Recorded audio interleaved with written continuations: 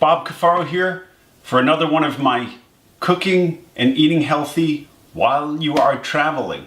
Welcome back. As I promised, today we're going to make carrot pulp cookies. And today we have a special guest. This is Queenie Wu. And hi.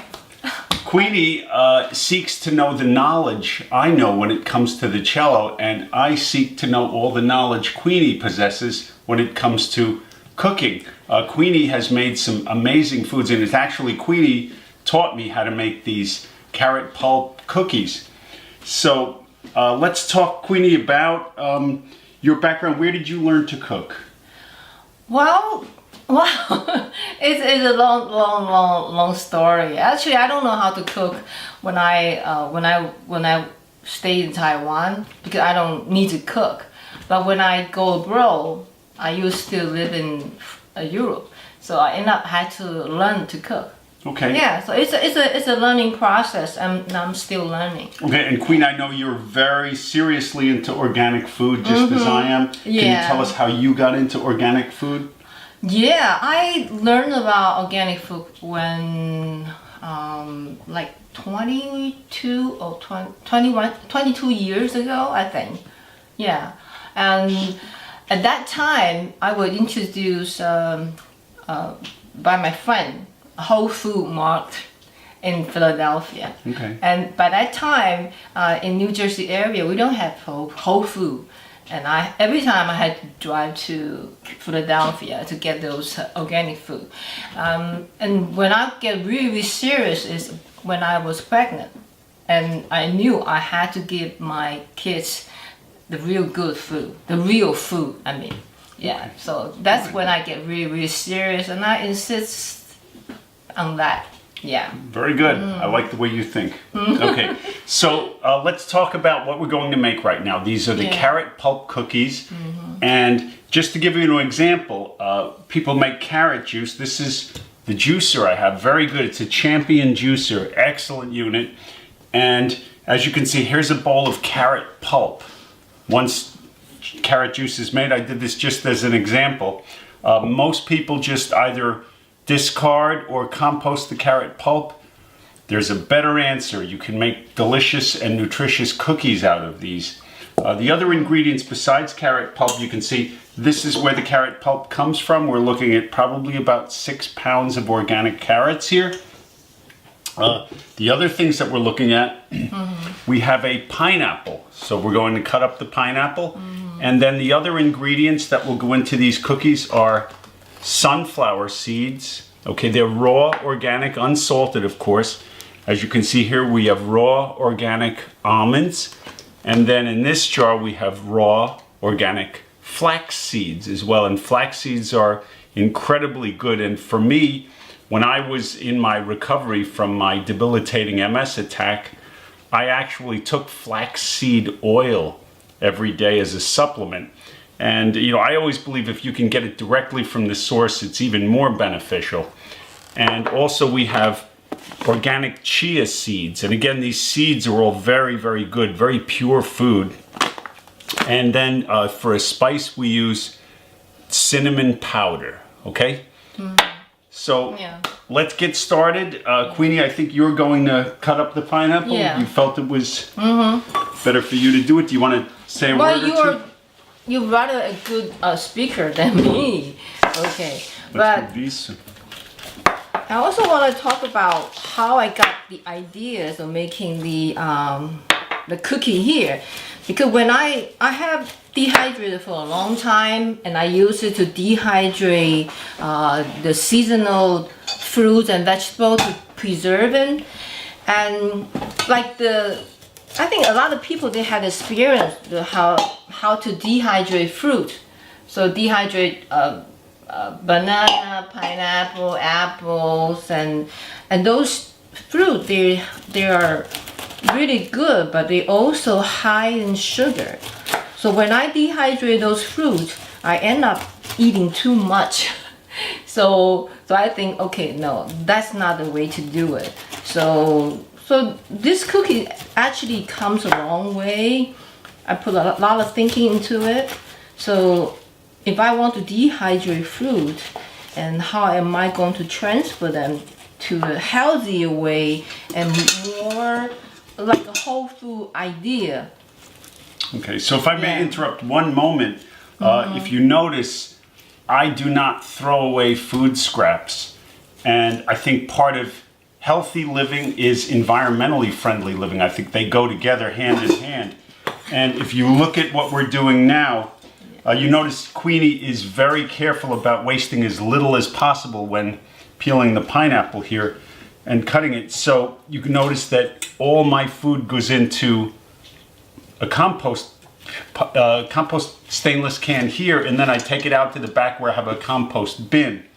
And it was funny because I started doing this during my recovery, and I noticed one of the benefits of composting was that the kitchen doesn't smell. So when you have no food scraps in your kitchen, it's a much friendlier place to work in. Okay? Mm-hmm. So do you want to go on, Queenie? Yeah. So we just cut the pineapple, but remember, for the cookie, we should cut the core off. Otherwise, when you dehydrate them, it will become very hard to chew. So it won't taste really good. So we would just cut the core out. Okay, but I personally actually, like to eat these. Well, but you could eat it. Or actually, I kept them and I diced them into little dice. And you can mix it with salad, or you can make pineapple fried rice. So actually you could use, or you make potato salad. Mm-hmm. Yeah. When my son was in preschool, and we had to bring some dishes for the kids. And one time I made potato salad, and I put the pineapple core into it. And the kids and parents, they all loved it. And one mother, she came to me and she said, there's something in it. And I couldn't figure out what it is. It was so good. And I told her it was the pineapple core. And she said, wow. Now she find a good way to use it. Okay. And I think this is very important to listen to this, because when you're dealing with multiple sclerosis or a chronic illness, any illness, basically food is medicine. You are what you eat, and your body reacts to whatever you put in it. And I say this in my book, that I know people that drive a car and they will only put premium gasoline in the car, but yet these same people will drink alcohol, they'll smoke cigarettes, they'll eat the worst junk food you can imagine. So they're putting the worst fuel into their bodies. And if you think that it's always possible to make kid family and family friendly food that everyone will enjoy, and yet still nourish and take care of your body, I think these very important things to do. Okay, I got the bigger bowl. Okay. So because now we're going to it's no hurry, but you just try to make it thin, as small possible, and then you just cut it. It's really simple. Okay. So we just dice the pineapple. So 5-pound carrots, we would use 1 pineapple. Right. And if you notice the skill that Queenie uses when cutting, that you keep your left hand, your fingers bent so you don't chop anything off. Am I right? Yeah. I noticed that. That was something I learned when I took cooking lessons. You use your knuckle. Right. Okay. Yeah. But I'm not that good.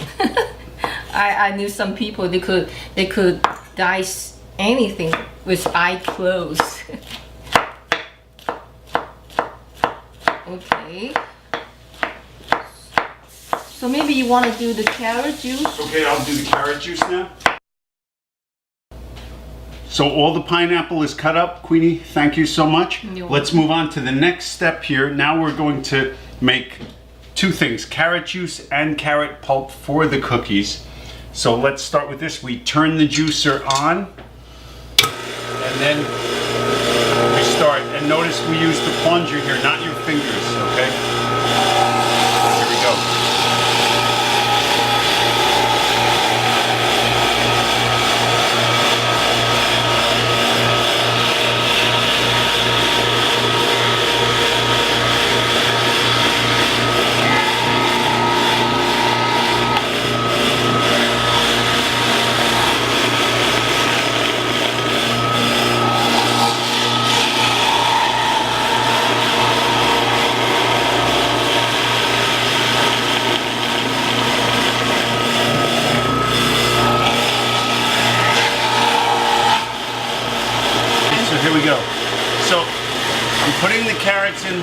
time, and you can see the pulp coming out and the juice being made at the same time. And what's neat about this juicer is that you have the option of having everything come out one end here. So basically with this juicer I can also make the most delicious ice cream, which I've done on another video, where you take just frozen food and frozen bananas, strawberries, blueberries, organic of course, seal the bottom, and everything comes out here in an amazing consistency of ice cream. Okay, so I'm just probably done about maybe 10 carrots so far, and you can see a generous bowl of carrot pulp, and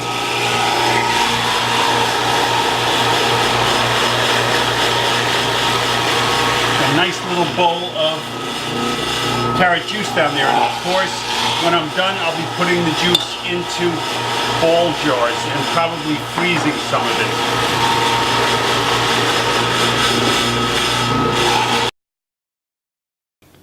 So we've completed quite a bit of carrots so far, and as you can see, I've got one good sized ball jar full of carrot juice. And it's important, this is going to go in the freezer. It's important to leave a little bit of space because ice, right? Water expands as it freezes, and ice is a very powerful force. It'll crack ball jars, it'll crush a ship. Just ask Edward Shackleton and Ernest Shackleton rather. And anyway, I've learned that the hard way, overfilling a ball jar, putting it in the freezer. So make sure you leave a little bit of space there. So let me show you where we stand now. Here's a big bowl of carrot pulp, and on the bottom you can't see, but there's a good amount of pineapple down there. The whole pineapple all cut up. Thank you, Queenie, for doing that. So let's move on now to the next step. We're going to cap this. This carrot juice will go into the freezer, and it's great. Nothing is wasted, as they say in the Serengeti. We're using the carrot pulp to make the cookies. We're going to drink carrot juice, and we have zero waste. That's the way to cook. So we're done. We've made 5 pounds of carrots into carrot juice and carrot pulp. So we'll pour this into the glass. This is the last of the carrot juice here. Okay, and Queenie, can we look into the bowl and see what we have? Yeah. So here is a mix of 5 pounds of carrots, what's remaining in the carrot pulp, minus the juice, and also an entire pineapple. Yeah, that we cut out earlier. Yeah. Right, and you're mixing this now in preparation for the addition of other ingredients. We am just I right? we just roughly mix it up, and then we forgot, we need to chop the almonds. We need to chop the almonds, so that's next on the list. That's going to go into the food processor. The food processor, okay? So for 5 pound carrots and 1 whole pineapple, and then we use 1 cup of flaxseed. Right, so there it is, 1 cup of organic raw flax seeds, right? And then 1 cup of chia seed. Right. And this is the magical seed here, right, because we don't use any flowers or anything to glue them together. So actually, chia seed and flax seed, they play the roles of combining them all together. Right. And what is that? Okay. Now This is the sunflower seed. Organic raw sunflower seeds. And it's interesting to note that, it's important to vote with your wallet, to buy naturally grown organic food, not GMOs. And this is actually purchased at BJ's Wholesale Club. And we have a BJ's Wholesale Club fairly close to us, and it's interesting now because BJ's Wholesale Club sells organic carrots, they sell organic chia seeds, sometimes flax seeds. I know they sell organic greens, right? Yeah. And they but also not just BJ, Costco also has. Right, If Costco. you have Costco in your neighborhood, they're also good. Right. So that's to me, that's people voting with their wallets, and they're creating a demand for good quality food. So to me, it's, you know, it used to be only a health food store had these foods. Then Whole Foods came on the scene, and now you even have big box stores selling organic food. So we don't know what's going to happen with the Whole Food being purchased by Amazon now, but we'll hope for the best. But for us, we're lucky because we have Mom's Organic Market here in Cherry Hill, which is close by, and Mom's only sells organic food. So that's why we like to support moms very much. So let's move on to the next step here. Yep. Now we're on to the next step, and we're going to prepare the almonds. Here we have organic almonds. Now these I bought in bulk here from Wegmans, and this is, what is it, 1 pound, 12 ounces, or 28 ounces, okay? So Queenie, we're going to put in what, 3? Yeah, for 5 pounds of carrot pulp, you need at least 3 or 3 and That's okay. Sorry. That's okay. Yeah. So then your cookie will have a really good nutty flavor. 3. So because we don't actually sell it, we're going to eat it. So we're going to be generous on the nuts. Okay. Right. Okay, then And it's interesting to note that one of the foods that I ate a large amount of during my recovery, raw organic almonds, and unfortunately I used to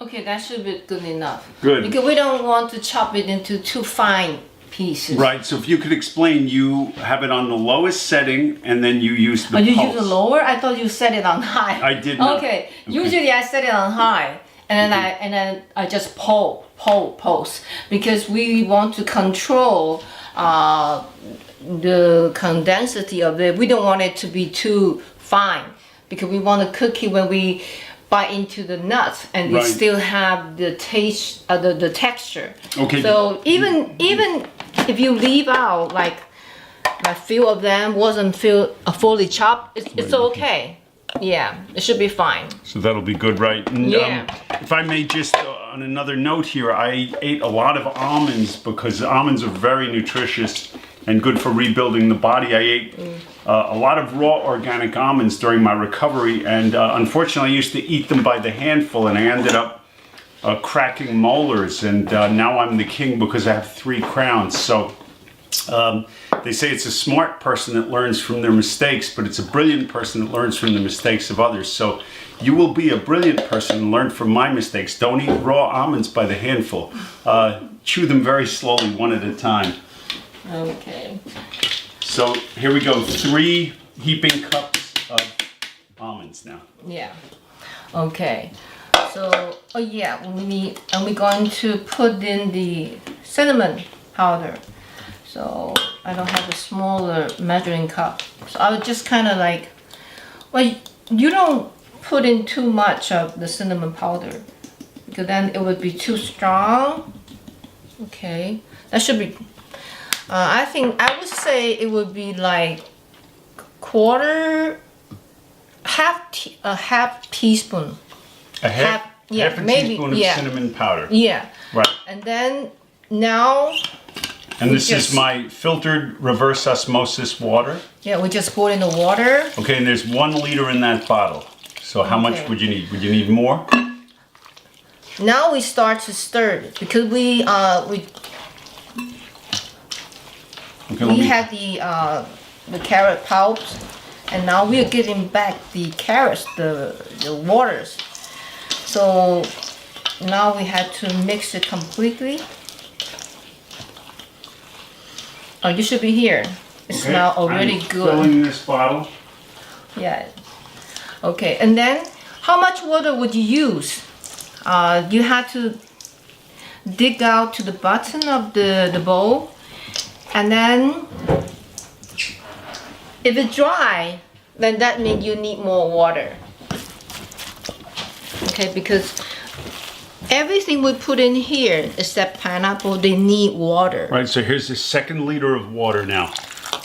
But be careful with the this one. You don't want to put in too much. Well, there's nothing bad about putting too much water in it, but it just take longer time to dehydrate them. I see. Okay, so far, just to recap on our ingredients, you use no spices other than cinnamon powder, Yeah. and for sweetness, there is the pineapple. Well, just smell it. Even right now, it smells really, really good. It smells delicious. Yeah. Right. And you know, this is such a Can I have a bigger spatula? A bigger spatula coming right up, okay? Okay, so here, let's get a bigger spatula. You get your choice, okay? Bigger is better. Okay. It makes up better, I think. Okay. Yeah. Okay. Now you need some muscle. Okay, we should be good. Because now you can see we have some water at the bottom. You can see. Okay. And then we keep mixing it up because we want to make sure every cookie has everything on it. Not just a chunks of flax seed or chunks of chia seed.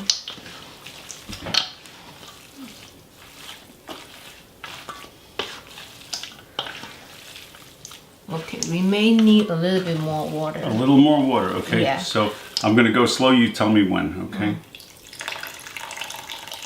Okay, that should be fine. Okay, so roughly we put in 1.5 liters of water to this point, am I correct?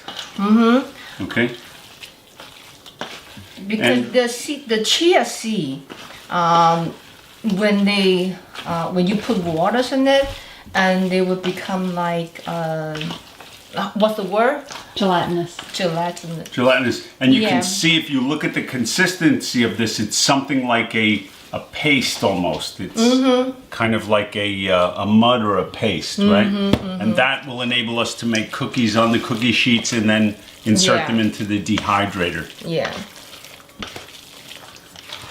So once we mix it completely, and then we can start to prepare our dehydrator, the sheet, and because we are not going to sell this, so usually I'm not pursue for the form like look really really pretty.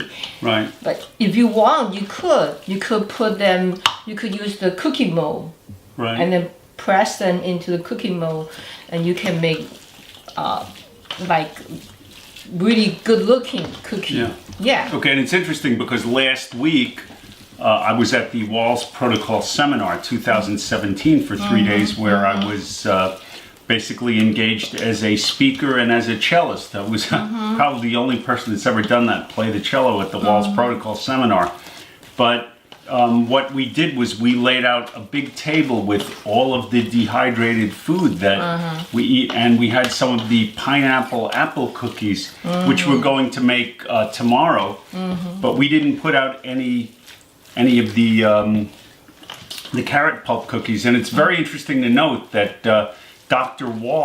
Terry Walls, loved all my dehydrated foods, and with good reason. That she's very strict about what she eats as far as nurturing the body, the human body's cells. So she was a big fan of this. So we gave Terry Walls a big bag of dehydrated cookies, both kinds, plus all kinds of other dehydrated foods. Okay. The chia seed actually soak up the water really, really quick, and so we should get going because you don't want to leave the pulp in the air for too long. Because it'll oxidize and turn Yeah, dark, right? and the color and the flavor will change as well. So we should get. So we should move on now Yeah. to the cookie sheets. Okay, so we're going to use the cookie sheets over the mesh for support, and we have all the dehydrating racks ready with mesh and cookie sheets. So Queenie, we're going to start taking the paste and making a cookie shape out of it. Am I right? So how big? Yeah. Well, it really depends on how you want the texture.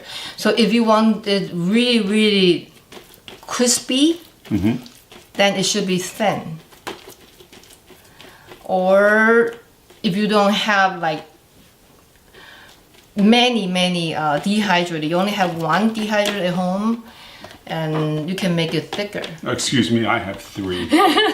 Then you can make it as thin as you want. So Okay.